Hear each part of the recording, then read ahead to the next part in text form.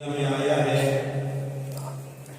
تاکہ وہ عبادت پروردگار کو انجام دے اور اس عبادت پروردگار کے ساتھ ساتھ انسان کی شرعی ذمہ داری یہ ہے کہ اس عبادت پروردگار کو انتہا تک لے جائے اور اس کمال تک لے جائے کہ اسے خوشنودی امام اور خوشنودی آل محمد اور خوشنودی پروردگار میسر ہو۔ ان عبادات الہیہ میں سے سب سے پہلی جو عبادت اللہ نے ہمارے اوپر فرض قرار دی ہے وہ نماز کی شکل میں آئی ہے، اور اس نماز میں جو سب سے اہم نماز ہے کہ جس کو ہم نماز جمعہ کہتے ہیں، اس نماز جمعہ کی اپنی ایک خاص فضیلت ہے، چونکہ علامہ مرشی اپنی کتاب میں لکھتے ہیں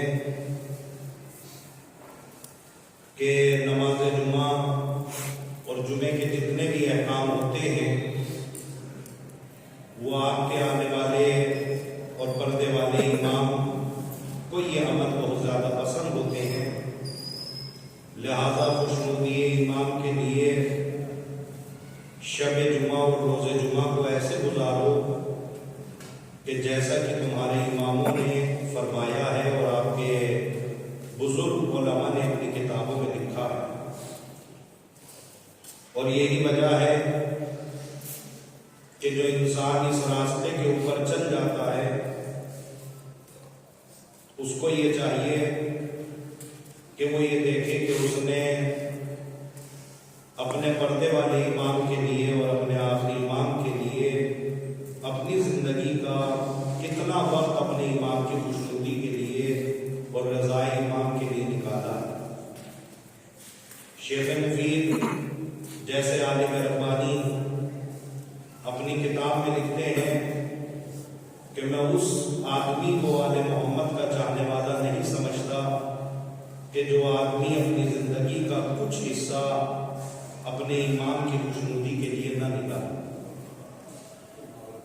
حد یہ ہے کہ جو آپ نماز پڑھتے ہیں یہ آپ کی شرعی ذمہ داری ہے، آپ پر واجب ہے، یہ آپ کو کرنی ہی کرنی ہے۔ یہ جو روزہ آپ رکھتے ہیں یہ روزہ آپ کو رکھنا ہی رکھنا ہے، یہ شریعت اسلامی کا قانون ہے، لیکن ہم اپنی زندگی میں کم سے کم یہ سوچیں کہ ہم نے اپنے امام کے لیے کیا تیاری کر رکھی ہے اور ہم نے اپنی زندگی کا کتنا حصہ اپنے امام کو دے رکھا ہے۔ خود علماء نے اور مجتہدین کرام نے بھی اپنی کتابوں میں یہ بات بارہا نقل کی ہے کہ اگر تمہاری دعائیں قبول نہ ہو رہی ہو اس دور میں تو یا تو شہزادی فاطمہ کو واسطہ دو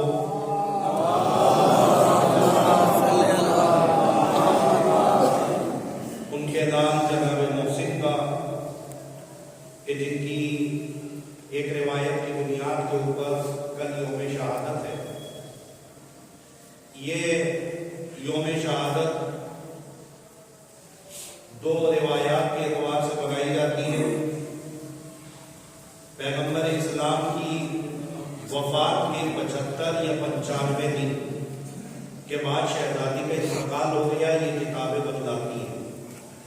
لہذا اگر 75 دن والی روایت آپ تصور کریں تو اس اعتبار سے کل یوم شہادت جناب فاطمہ ہے، اور اگر بروایت 95 دن آپ تصور کریں تو وہ شہادت ایام ہے جو اگلے مہینے پہلی، دوسری، تیسری جمادی الثانی ہے کہ جس کا سلسلہ بالخصوص ہمارے ہندوستان اور پاکستان میں زیادہ یہی ایام منائے جاتے ہیں، لیکن بقیہ اور جو بھی اسلامی ممالک ہیں بالخصوص ہمارا ایران جو ہے وہ زیادہ تر اس روایت کو معتبر مانتا ہے، یہ جو روایت اور یہ جو روایت کل کی جانے والی ہے۔ لہذا دونوں شہادت کے دن ہیں، دونوں روایات کے اعتبار سے، لہذا دونوں کو یوم شہادت فاطمہ کے عنوان سے ہم کو اور آپ کو منانا ہے، اور اس دن کوئی بھی خوشی کا کا کام ایسا نہیں کرنا ہے کہ جو آل محمد کی شان کے خلاف جائے۔ یہ ایک الگ بات ہے کہ اب ضرورت اتنی بڑھ گئی ہے لوگوں کی کہ باقاعدہ لوگ جو ہے ان ایام میں باقاعدہ جو ہے وہ نکاح وغیرہ بھی رکھ دیتے ہیں اور شادی بیاہ بھی رکھ دیتے ہیں، اور اگر ان کے نکاح کو ہم قبول نہیں کرتے تو وہ یہ کہہ کے ہم سے ان کا رابطہ ختم کر دیتے ہیں کہ اگر ہم آپ کی بات کے اوپر عمل کریں تو ہم شادی ہی نہیں کر پائیں گے۔ بس اگر اتنی چھوٹی چھوٹی باتوں پہ قوم ناراض ہونے لگے تو میں سمجھتا ہوں کہ شاید قوم ہی سب سے اچھی رہے گی دنیا میں، عالم کوئی بھی اچھا نہیں رہے گا۔ کیا بات غلط ہے اگر آپ کو یہ بتا دیا گیا ہے کہ شہزادی فاطمہ، اور ایسا نہیں ہے کہ یہ روایت کوئی آج ہم پہلی بار پڑھ رہے ہیں، یہ روایت آپ کو کسی بھی کتاب میں مل جائے گی، چاہے آپ وہ کیا نام ہے 14 ستارے اٹھا کے دیکھ لیں اور چاہے آپ نقوش عصمت اٹھا کے دیکھ لیں، کوئی بھی روایت آپ کتاب اٹھا کے دیکھ لیں جو سیرت جناب فاطمہ پہ لکھی گئی، اس میں یہ روایت بالکل صاف لکھی ہوئی ہے کہ پیغمبر اسلام کی وفات کے بروایت 75 دن یا بروایت 95 دن شہزادی کی وفات ہو گئی۔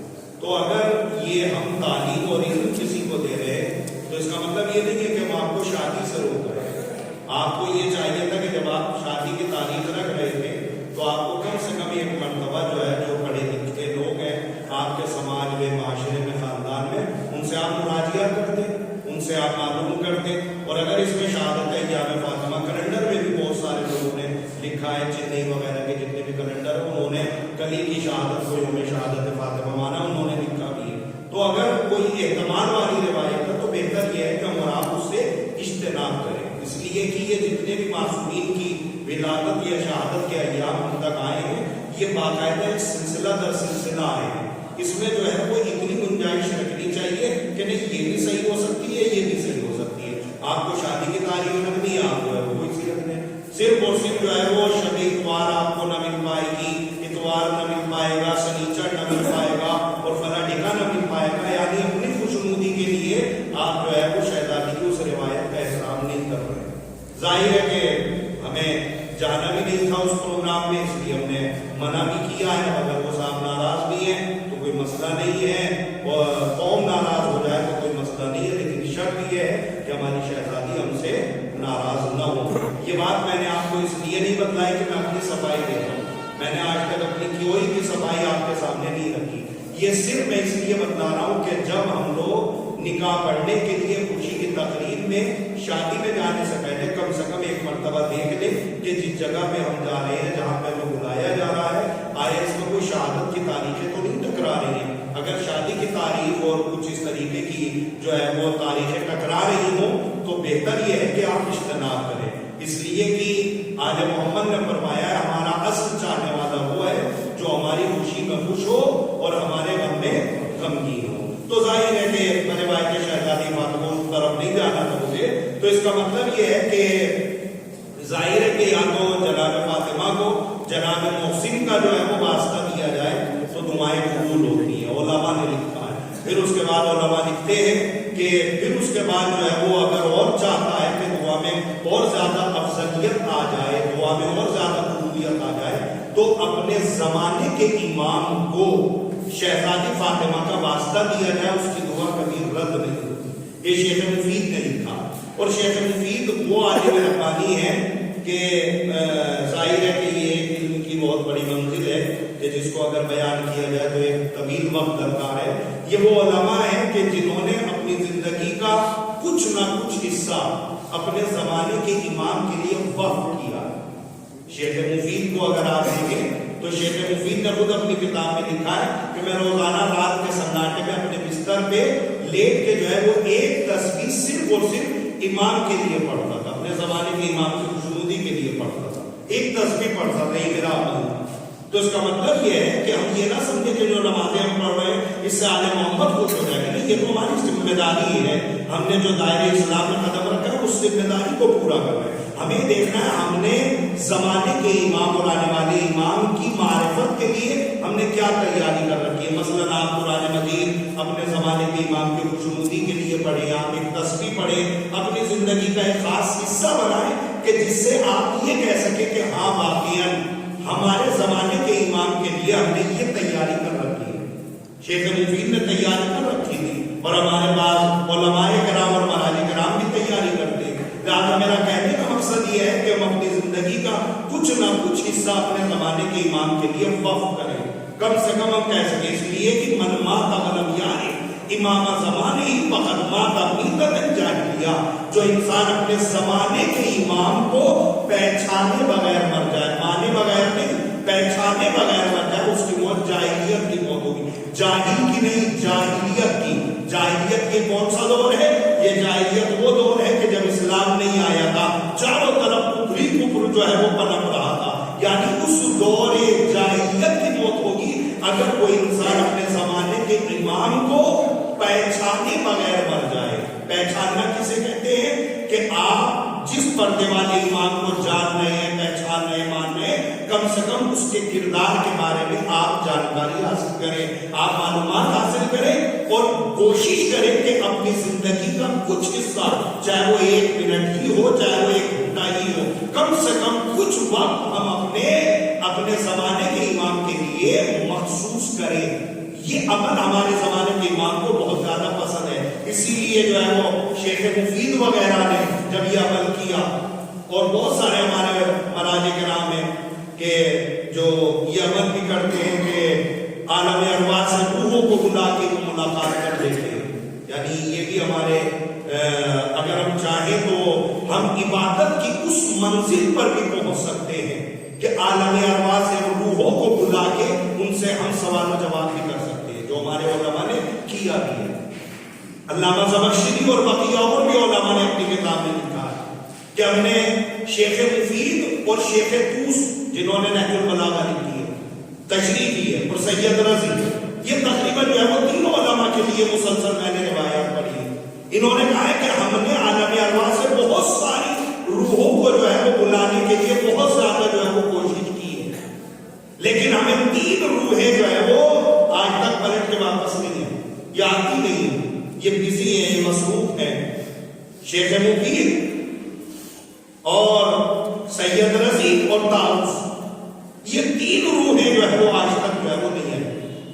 جب پوچھا گیا بقیہ اور ہمارے مراجع کرام اور باقیہ آیات اعظام کی روحیں جب آتی تھی تو ان سے پوچھا جاتا تھا کہ کیا بات ہے کہ شیخ مفید نہیں آتے، کیا بات ہے سید رضی نہیں آتے، تو انہوں نے بتایا کہ اصل میں جب وہ اس دنیا سے گئے ہیں تو ان کی ذمہ داری اللہ نے یہ لگائی ہے کہ وہ امیر کائنات کے روزے کے دروازے کی نگہبانی میں مصروف ہو جائے۔ اب چونکہ ظاہر ہے کہ مولانی کے روزے کے اور مولانی کے جو ہے وہ باہر دروازے کی نگہبانی میں مصروف ہے، یہ ایسی ڈیوٹی ہے کہ جس سے کوئی آدمی کبھی بھی فری نہیں ہو سکتا، لہٰذا ان کے روحیں جو ہے وہ نہیں آتی۔ شیخ مفید ایک پائے کا عالم ہے جس کے لیے یہ کہنا ہی بہت ہے کہ زمانے کے امام نے براہ راست خط لکھا ہے شیخ مفید کو، اگر آپ پڑھیں تو واقعی انسان کے رونگٹے کھڑے ہو جاتے ہیں۔ ہم جتنے بھی خط لکھتے ہیں چاہے وہ عریضے کی شکل میں ہو یا اس سے گزشتہ میں نے جمعے میں کہا تھا کہ شادی کا کارڈ وغیرہ جو ہے وہ اس طریقے سے نہ ڈال کے جائیے کہ زری میں ڈال جائیے، جو طریقہ ہمیں آل محمد نے بتلایا ہے، خوشنودی ایمان کے لیے کسی دریا میں جناب حسین بن لو کو سلام کر کے آپ حسین بن لو کے حوالے کریے، یہ روایات ہیں ہمارے یہاں۔ جتنے بھی ہم عریضے لکھتے ہیں اور جتنے بھی ہم اپنے زمانے کے امام کو کوئی عرضی بھیجتے ہیں، عرضی بھیجتے ہیں تو اسی سے عریضہ بن گیا، اس میں تبدیل ہو گیا، عریضہ بھیجتے ہیں تو روایات میں واضح ہوا ہے کہ زمانے کے امام جو ہے ہر ایک کا جواب جو ہے وہ حسین بن لو سے لکھواتے ہیں، حسین بن لو لکھو، حسین بن لو اس کا جواب یہ ہے لکھو، حسین بن لو اس کی جو ہے وہ تعبیر یہ ہے، حسین بن لو اس کا جواب یہ ہے۔ لیکن جب شیخ مفید کا عریضہ پہنچا ہے تو زمانے کے امام نے کہا حسین بن لو اس کا جواب تم نہ لکھو گے میں خود لکھ دوں گا۔ آپ پہچانے کہ اگر انسان علم کی اس منزل پہ آ جائے، خود قرآن مجید بھی کہتا کہ یہ جو انسان ہے ہم نے اس کو آسان تقویم پہ پیدا کیا، اگر یہ اپنے کمال پر آ جائے تو فرشتے بھی پروردگار سے کہتے ہیں پروردگار کی مخلوق اس قدر بلند بھی ہو سکتی ہے، یعنی بلند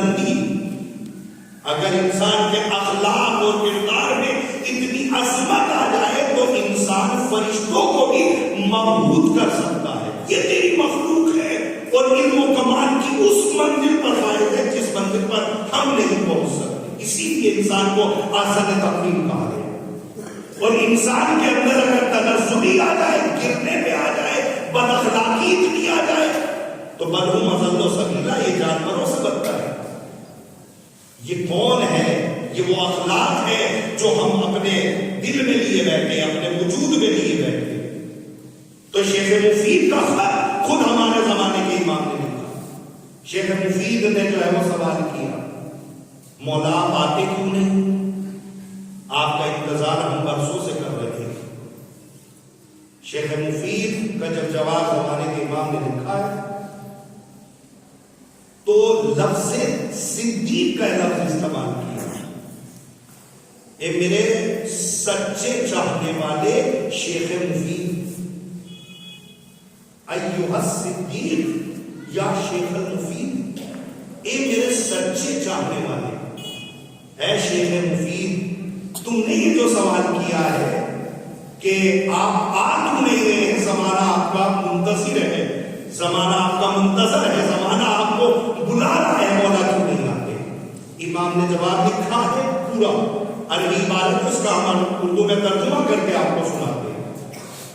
امام نے فرمایا کہ میرے سچے چاہنے والے شیخ مفید, یہ جو تم نے سوال کیا ہے کہ مولا آپ آ کیوں نہیں رہے ہیں, تو ہم تو بہت پہلے تمہارے درمیان آ گئے ہوتے, مگر تمہارے اندر دو کمیاں ایسی ہیں کہ جس کی وجہ سے ہم آنا چاہتے ہیں, مگر یہ تو کمیاں ہمیں آنے نہیں دیتی. ہم تو بہت پہلے کے آ گئے ہوتے, ہم تو آنا بھی چاہتے ہیں, مگر تمہارے اندر دو کمیاں ایسی ہیں کہ جس کی وجہ سے ہم آنا چاہتے ہیں لیکن آ نہیں پاتے. امام شیخ مفید کے خط میں لکھ رہے ہیں. اب امام لکھتے ہیں کہ وہ دو چیزیں کیا ہیں. کہا وہ سب سے پہلی چیز یہ ہے کہ تم سارے بھائیوں کا آپس میں ایک دوسرے سے نفرت میں پیدا ہو جانا, آپس میں ایک دوسرے سے نفرت کرنا, ایک دوسرے کے لیے دل میں بغض و حسد کینہ لیے پالنا, یہ تمہارے درمیان اس قدر رائج ہو چکا ہے کہ میں تمہارے درمیان آنا بھی چاہتا ہوں مگر آ نہیں پاتا. بھائی بھائی کے لیے کینہ رکھے ہوا ہے, دوست دوست کے لیے حسد لیے ٹہلا ہوا ہے, ایک قوم کا چاہنے والا دوسرے قوم کے چاہنے والوں کے لیے جیلسی لیے جو ہے وہ زمانے میں گزرتا. اگر کوئی ترقی میں چلا جائے اور ان کے بس میں اگر اللہ اپنا اختیار قدرت دے دے تو یہ دنیا میں کسی کو زندہ نہ رہنے دے سوائے. میرے عزیز و امام فرماتے یہ جو آپس میں تمہارا انتشار ہے, یہ جو آپس میں ایک دوسرے کے دلوں کے لیے تم کینہ رکھتے ہو, یہ تمہارے اندر کا منتشر ہونا, یہی میرا آنے میں رکاوٹ بن رہا. دوسری چیز امام فرماتے ہیں, دوسری علامت اور دوسری جو چیز میں تمہارے درمیان نہیں آ رہا, اس کے بعد جو امام فرماتے ہیں دوسری چیز یہ ہے کہ اطاعت امام اور اطاعت پروردگار. تم امام کو مانتے ہو لیکن امام کی نہیں مانتے, اللہ کو مانتے ہو اللہ کی نہیں مانتے. اطاعت امام اور اطاعت پروردگار یہ دونوں ایک ہی زمرے میں ہیں. اطاعت امام کریے گا تب بھی اطاعت اہل بیت ہو جائے گی, اطاعت امام کریے گا تو بھی اطاعت جو ہے وہ اللہ ہو جائے گی. یہ امام کا ایک فصاحت و بلاغت ہے کہ امام نے دونوں جملوں کو الگ الگ استعمال کیا ہے, اطاعت پروردگار اور اطاعت امام. اطاعت امام اس لیے امام نے استعمال کیا ہے کہ اطاعت امام میں وحدانیت پروردگار نہیں ہوتی لیکن اللہ میں اطاعت پروردگار میں وحدانیت پروردگار ہوتی ہے. اسی لیے امام نے دو جملے استعمال کیے, ورنہ لفظ ایک ہی ہے, اطاعت امام اور اطاعت پروردگار. یہ دو چیزیں تمہارے درمیان ایسی پائی جا رہی ہیں کہ جس کی وجہ سے میں تمہارے درمیان آنا بھی چاہتا ہوں مگر آ نہیں پا رہا. لہٰذا میری قوم کے نوجوانوں کو چاہیے اور جہاں تک یہ آواز جا رہی ہے اور جو لوگ اس آواز کو سنتے ہیں اور اس آواز کو جو ہے وہ اپنے عملی جامے میں اتارتے ہیں، میری ان افراد سے مقدمانہ گزارش ہے کہ کم سے کم یہ دو صفتیں اپنے ضمیر سے نکال دیں، ایک دوسرے کے لیے کینہ اپنے دلوں سے نکال ڈالیے، اور کوئی بھی اگر اس طریقے کا مرحلہ ہو جائے، آپ کے ساتھ دشمنی ہو یا دوستی ہو، اپنی دشمنی آل محمد کے حوالے کر دیجیے۔ مولا اگر وہ صحیح ہے تو اس کی ہدایت کریے گا، اگر میں غلط ہوں تو میری ہدایت کریے گا۔ تو میرے عزیزو، ہم لوگ آپس میں ایک دوسرے کے لیے آپس میں کینہ نکالیں اور دوسرے اطاعت امام اور اطاعت پروردگار کے اوپر عمل کریں، تاکہ زمانے کے امام کی کہی ہوئی باتوں کے اوپر عمل ہو سکے اور ہم اس کے اوپر جو ہے وہ عمل پیرا ہو سکے۔ بسم اللہ الرحمن الرحیم، والعصر ان الانسان لفی خسر الا الذین آمنوا وعملوا الصالحات وتواصوا بالحق وتواصوا بالصبر۔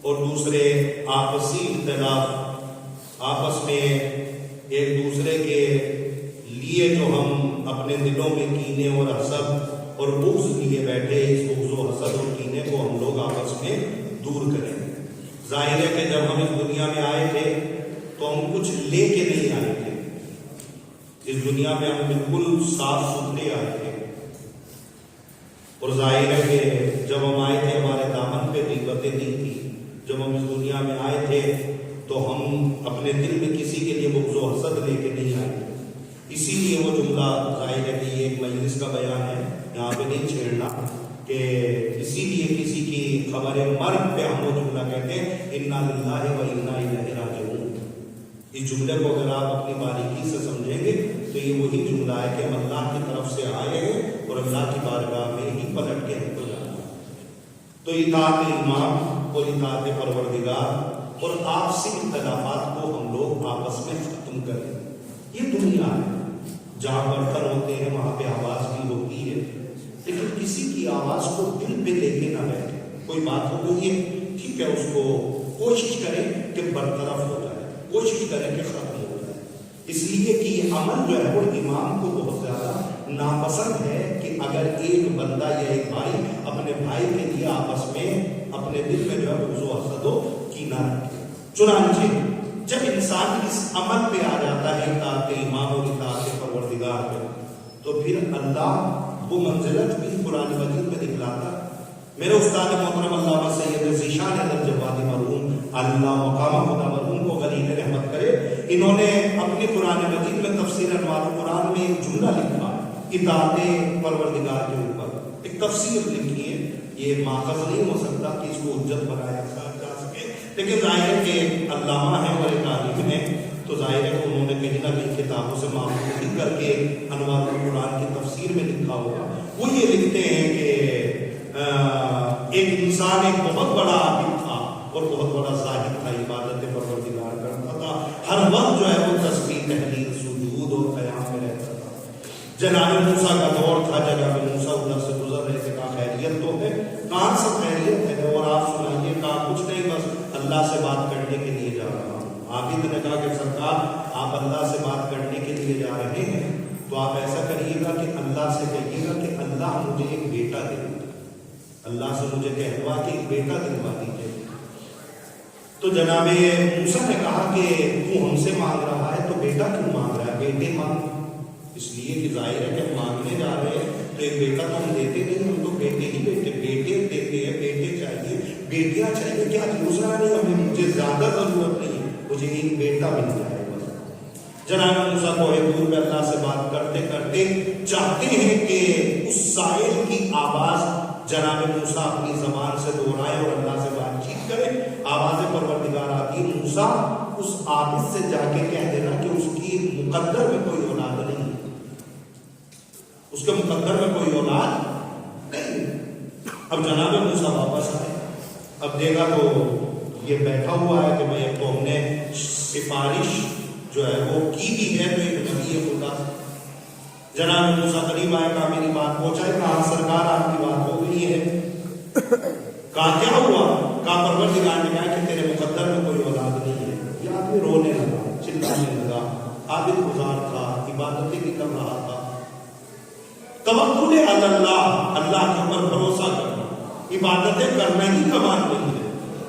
جس اللہ کی تسبیح پڑھ رہے ہو، جس اللہ کے لیے یہاں آئے ہو، اس اللہ میں تمہیں کتنا اعتبار ہے.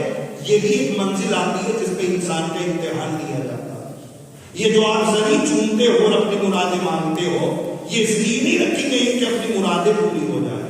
نہیں، یہ اس لیے بھی رکھی گئی ہے کہ جس سے تم مانگ رہے ہو اس پہ تمہارا کتنا اعتبار ہے، تمہارا کتنا اعتبار ہے. اگر اس زمین سے آواز آ جائے کہ 50,000 روپے جو ہے وہ زمین میں ڈال دو،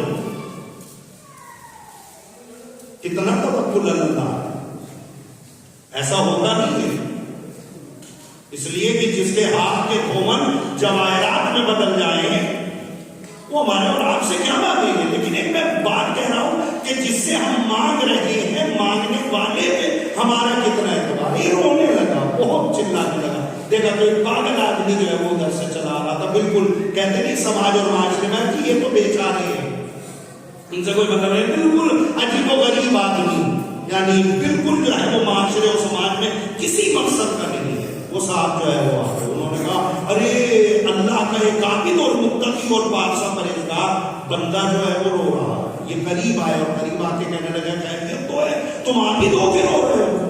کہا عابد ہو کے نہ رو تو کیا کرو. کہا کیا ہے؟ کہا اس میں معاملہ یہ ہے کہ مجھے جو ہے وہ مجھے اولاد نہیں تھی، میں نے جناب موسیٰ سے سفارش کروائی تھی. اللہ نے جناب موسیٰ سے بھی کہہ دیا کہ جا کے اس عابد سے کہہ دینا کہ وہ جو ہے وہ اس کے مقدر میں کوئی اولاد نہیں ہے. اس نے کہا کہ یہ بتلاؤ تمہیں بیٹے چاہیے یا بیٹیاں؟ ضعیف ہے، کمزور ہے، ناتواں ہے. سماج اور معاشرے میں اس کو ہم ایک لفظ دے دیتے ہیں بیچارہ. اسی لیے کہا جاتا ہے پتہ نہیں کس کی زبان میں کون سا اثر کب قابل قبول ہو جائے کہ وہ مشیت پروردگار کو بدل دے. تمہیں کیا چاہیے، بیٹیاں یا بیٹے؟ کہا بیٹیاں اور بیٹے کی بات تم کیوں کر رہے ہو جب اللہ نے ایک نبی کی آواز کو نہیں سنا. کہا میں بھی تو تم سے پوچھ رہا ہوں کہ تمہیں کیا چاہیے، بیٹیا یا بیٹا؟ کہا میں نے جناب موسیٰ سے بھی کہا کہ مجھے ایک بیٹا چاہیے.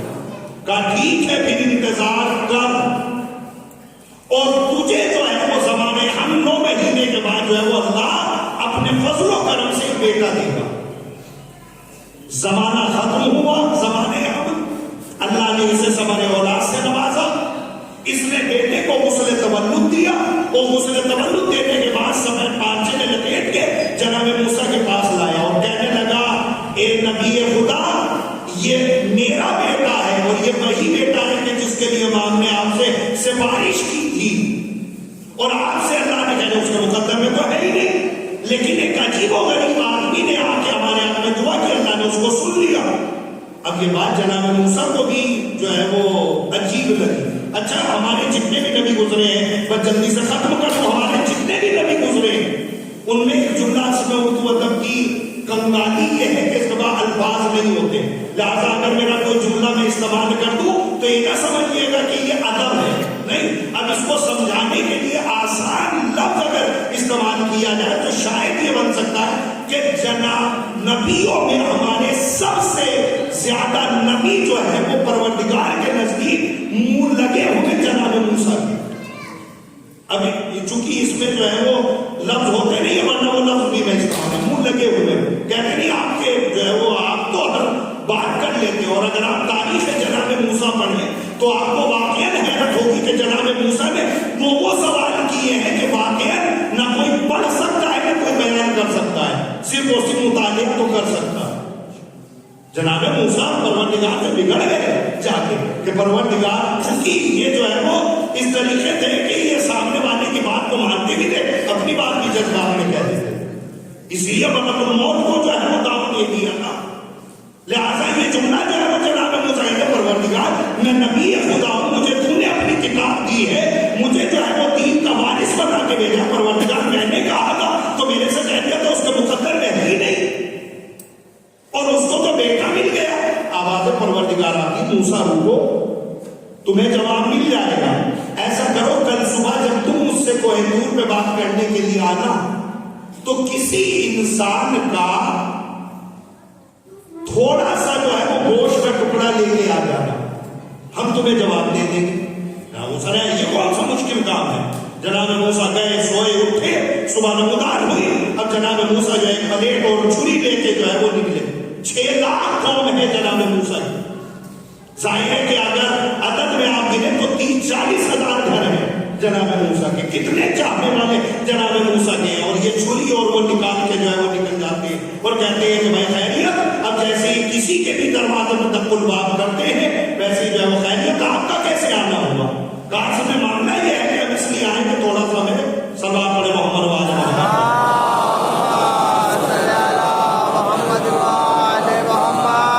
چلیے یہ واقعہ رہ گیا، انشاءاللہ اس کو اگلے جمعہ جو ہے مکمل کریں۔ بسم اللہ الرحمن الرحیم، ان اللہ وملائکتہ یصلون علی النبی یا ایھا الذین آمنوا صلوا علیہ وسلموا تسلیما۔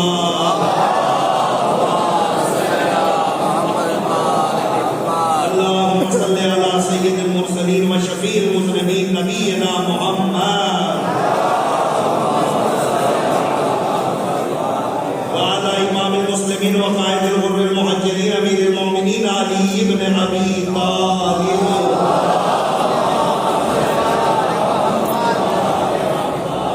وعلى سیدۃ النساء العالمین و بذرۃ خاتم النبیین سیدتنا فاطمہ بنت رسول اللہ وعلى الحسن المجتبى